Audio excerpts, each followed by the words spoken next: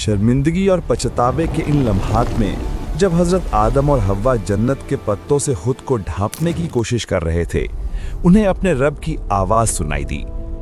क्या मैंने तुम दोनों को इस दरख्त से मना नहीं किया था? और क्या मैंने तुम्हें नहीं बताया था कि शैतान तुम्हारा खुला दुश्मन है? ये सवाल सुनकर उन पर क़यामत गुजर गई।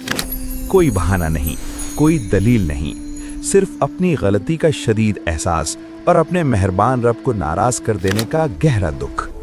फिर फैसला सुना दिया गया, यहाँ से उतर जाओ, अब तुम्हारे लिए एक मुकर्ररा वक्त तक जमीन ही ठिकाना है। ये सिर्फ एक जगह से दूसरी जगह मुंतकिली नहीं थी, ये कुर्बत से दूरी का सफर था। ये अल्लाह की मेजबानी से निकलकर इम्तिहान की दुनिया में कदम रखने का लम्हा था। जन्नत की नेमतें और सुकून पीछे रह गए। सामने एक अनजान और मुशक्कत से भरी दुनिया थी।